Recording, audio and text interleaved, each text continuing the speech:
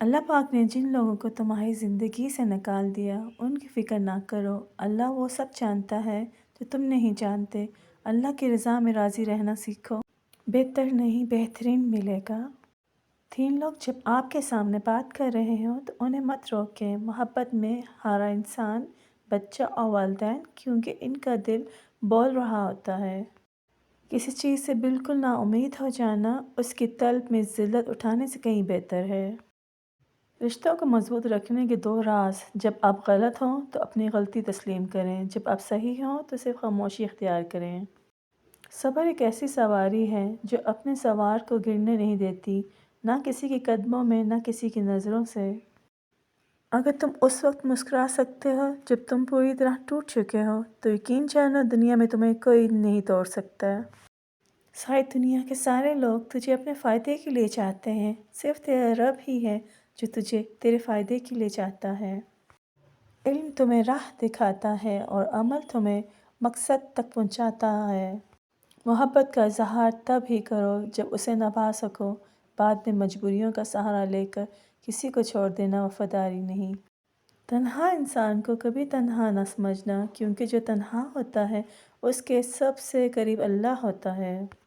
جب کوئی پریشانی نہ حل ہو رہی ہو اور نہ ہی ختم ہو رہی ہو تو آپ درود شریف کی کثرت کر لیں، مشکل ختم ہو جائے گی۔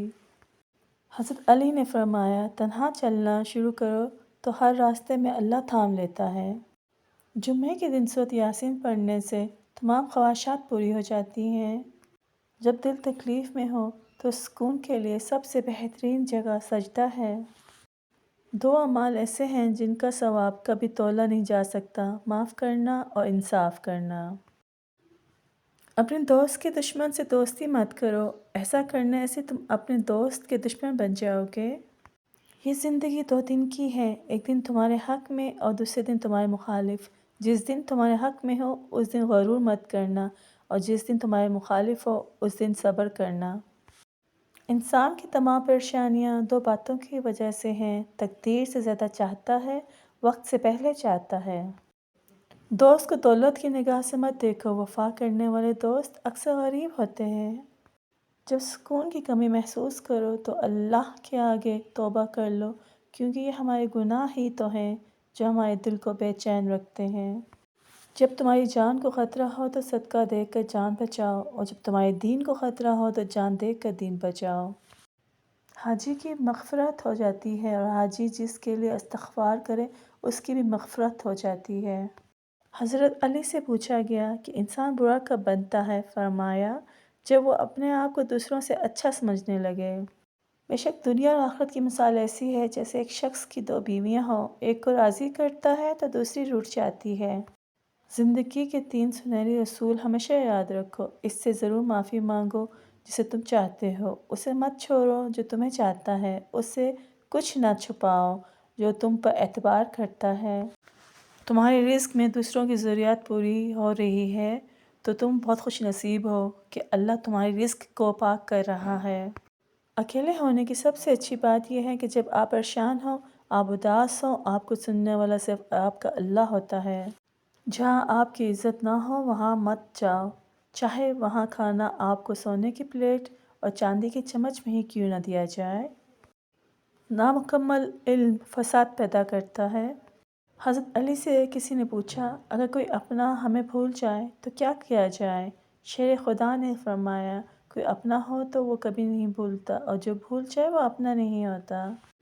جو چیز شخص آپ کو نہیں پسند لیکن آپ کو مل گئی اس میں راضی رہا کرو، کیونکہ وہ اللہ پاک کی پسند ہوتی ہے، وہ چیز ہمیں کبھی بے سکون نہیں کرتی۔ جب بندہ ایک دفعہ درود پاک پڑھتا ہے تو اس پر رحمت کے 70 دروازے کھول دیے جاتے ہیں، بارش کی بوندوں سے زیادہ اس پر رحمتیں برستی ہیں۔